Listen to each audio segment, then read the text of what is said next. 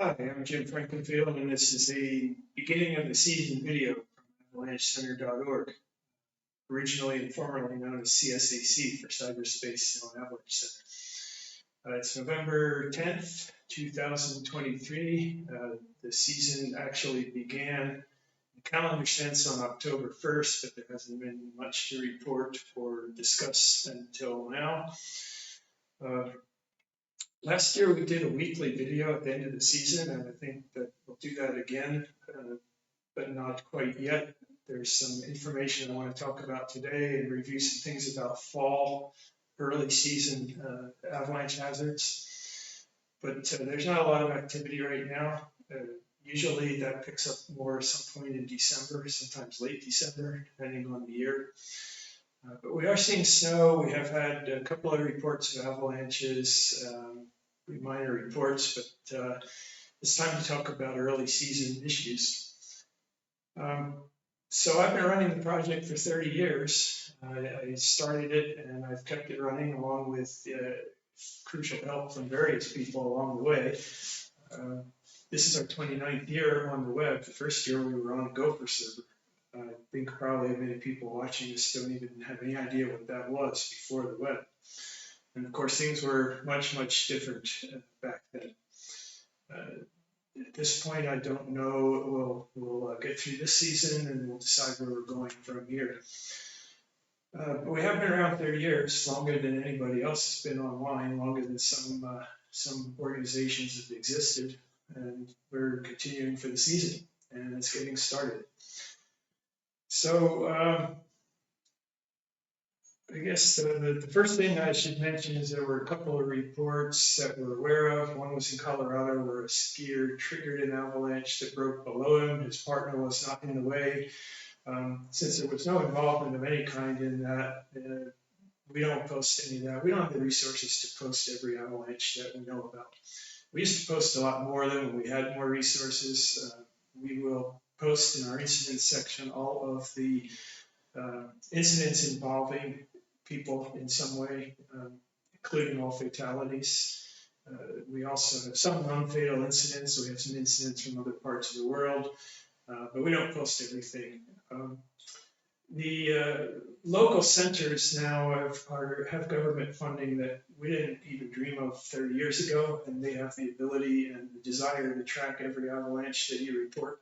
So if you go to the local center, you may find more reports of recent avalanches. Probably not a lot, but there's probably more than two.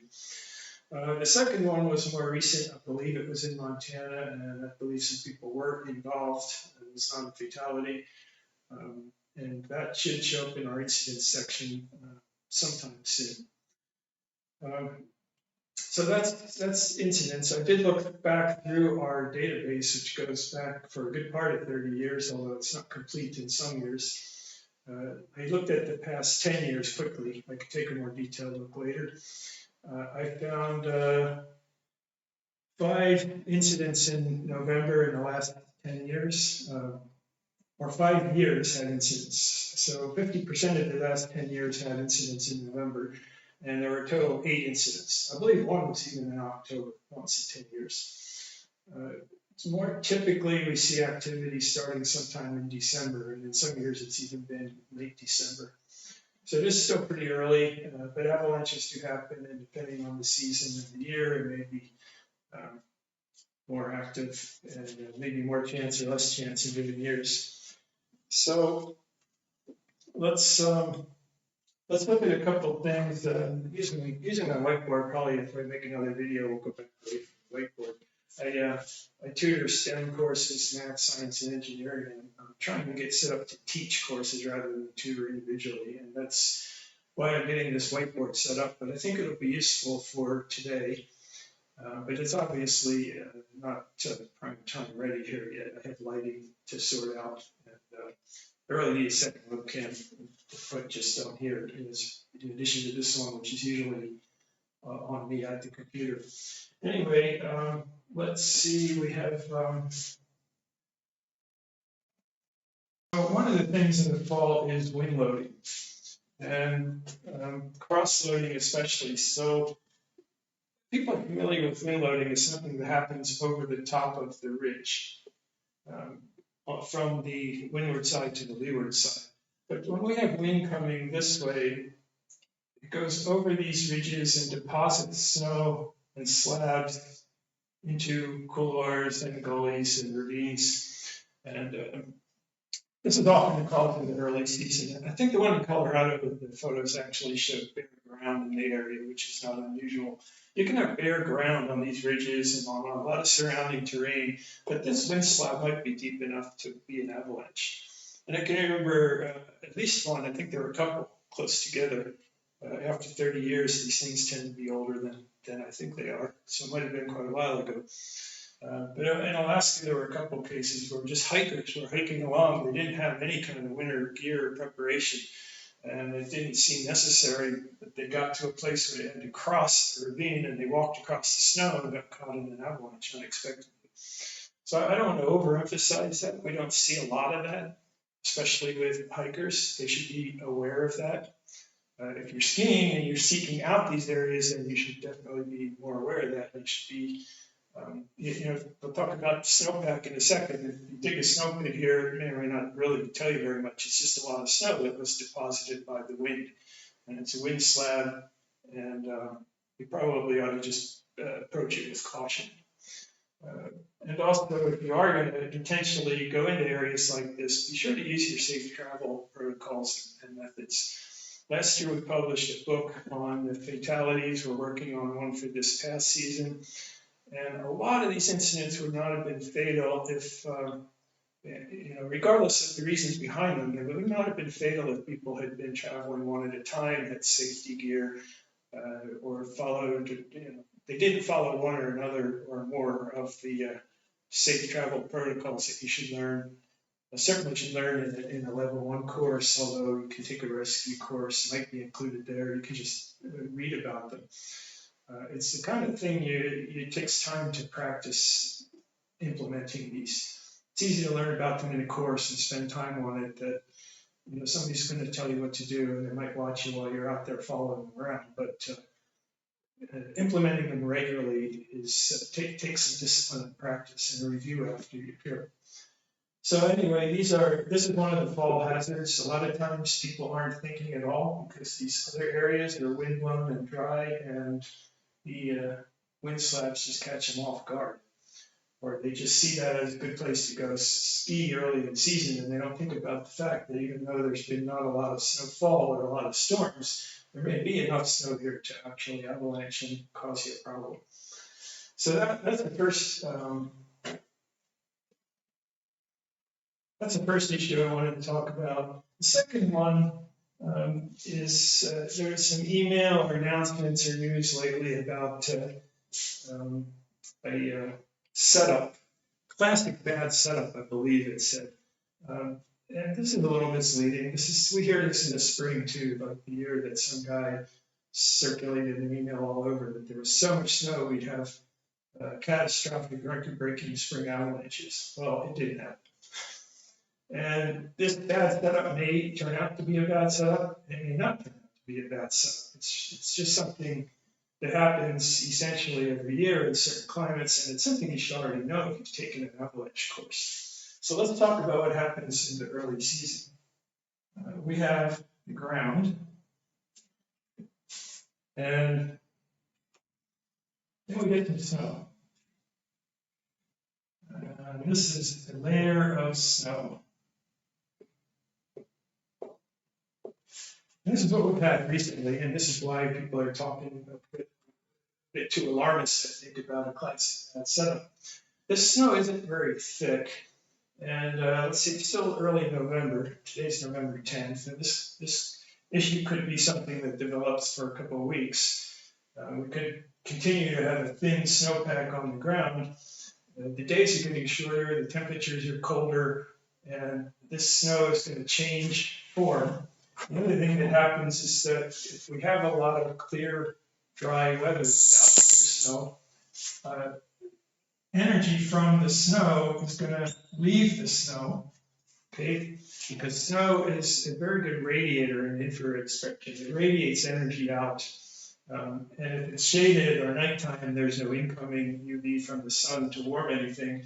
So you end up with 0 degrees C, or 32 degrees Fahrenheit.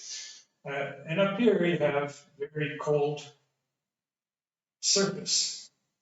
So you have a difference here, a change in temperature. It's very big over a very short distance. And you have warmer snow down here and colder snow up here. There's more water vapor in the pore space down here than there is up here. So it diffuses upward. And as it moves upward, it leaves some crystals and attaches itself or forms other crystals above.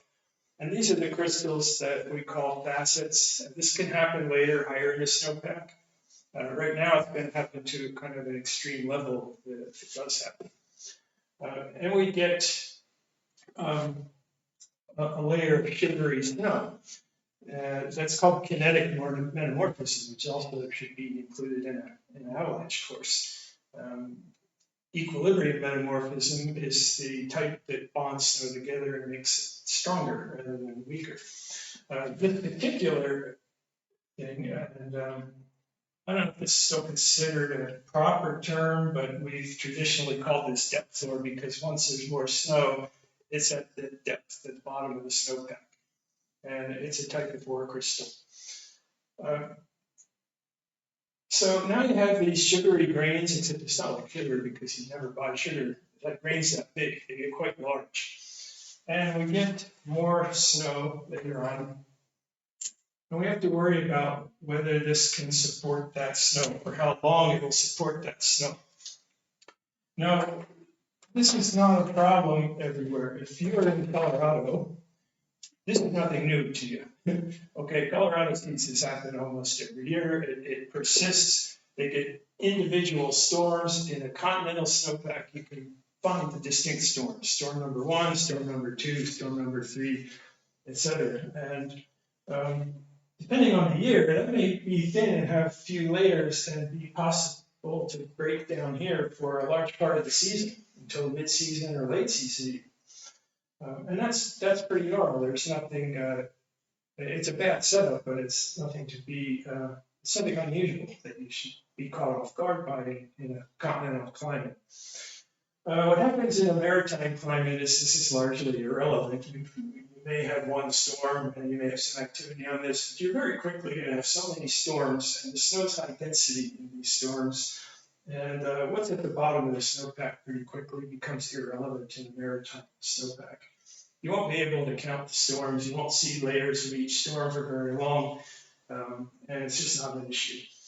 Where this comes up, and it may have come up this time, is in a place like Utah, which is transitional.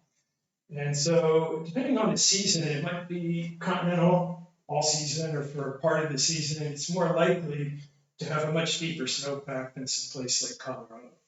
So what you often see in Utah is this will be a problem for a while, for a couple of storms, and if they don't come frequently, that may be a while. If they come often enough, this will go into something we don't care about much pretty quickly. So it just depends on the season. So I guess you can call it a classic bad setup, and you should understand this. If you've had a level 1 class, you should understand metamorphism, and you should understand the difference, the important differences between continental climate and maritime climate and transitional. In our courses and our predecessor courses, we often got positive feedback about the emphasis put on that. And those differences show up in the weather, in the snowpack. The terrain isn't necessarily much different, but because the weather and snowpack factors are so different, the decision-making factors also need to be different, and the planning needs to be different. So this difference in climate should affect everything you're planning. Earlier, back in October or even late September, we had some snow, and somebody in Utah, just a random skier, not nobody from the center or anything, said, "Oh my God, we have snow, it's going to turn into facets, this is going to be the layer we worry about all winter long." Well, it doesn't usually become that kind of problem in Utah. It might be a problem for a little while. So that's what we're talking about with this potential bad setup. It may exist, it may turn out bad, it may not. There's really nothing unusual about it, and it depends a lot on what happens from here on out.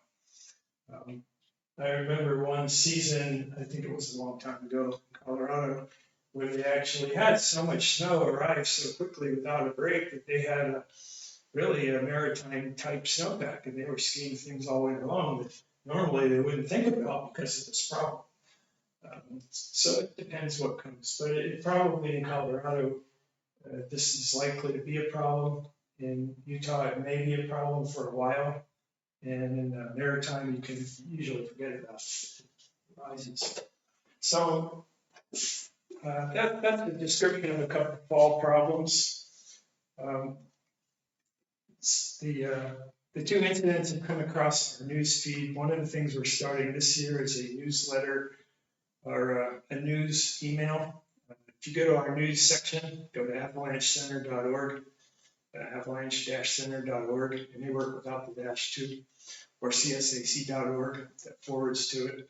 Go to the news page, and on the front of the news page, you should see a link to subscribe. And up to every day, you'll get current news about avalanches. That may be general news. It may have to do with what they're doing new on highways. It may have to do with different countries. The last one we sent out had a link to a news story in Peace Stores. Used to cooperate a lot with them, and they're also still around in France. That had to do with changes in the bulletin format in France. So all kinds of different stories. So far, each one has had about 3 or 4 stories, and it's only been every few days or even a week maybe, because there's just not that much news coming out right now. During the season, it may be a daily. It won't be any more than once daily. We're not going to send you something for every single news story. There are sites that do that. We don't want to flood you with that much mail. So you can subscribe to that if you want to just follow what's going on in the news with avalanches. That'll be a new feature. When the time comes, we'll come back to a weekly format and talk about what's been going on during the whole week on the video. And we'll see what else is new. So welcome to the new season. Let's hope it's a safe one. If you haven't learned this kind of thing in level 1, you either need to take the level 1 or take a better one, because it's part of what you should learn, along with a lot of other things about the snowpack and the weather and group management and communication. If you look at last year's incidents book, you'll see a lot of different reasons behind the fact, what happened to the different groups. And we'll have this year's out whenever we're able to get it done. It might be a little while yet. And if you remember, I should mention we were supported entirely by members, or maybe partly by members, partly by me at this point, because memberships don't really cover running this anymore. So we could really use the help from a membership. And if you do that, you can read last year's book in a PDF flipbook format online for free in the members section at no cost. And we'll put this year's there too. If you don't want to be a member, but you want to read the book, it's available on Amazon, both print form and Kindle form. So it's available to anybody, but you can read it for free as part of the membership, along with other factors. You can read the incident pages entirely. So we now have last year's incidents pages are updated for all of the fatal in the US. There are cases where we have information archived that's not in the Avalanche Center reports. There's one incident that had no report at all, but we have some information we got from the media. Sometimes we have some information we've archived from SAR reports and things like that. So we archive the official reports, but also, in some cases, some supplementary material. And so you can access that as a member also. And it's a little more complete and it's all in one place. You don't have to go to different places and jump around. You can read the text version of the complete advisory. Those you can read for free, but We do also archive a text version of the full advisory for each of those incidents. Those are some of the benefits of being a member. We'll talk more about that later. And until the next video, call it a day, call it done. And when there's more to talk about, we'll start up, we'll have another video and maybe go weekly. So have a good one.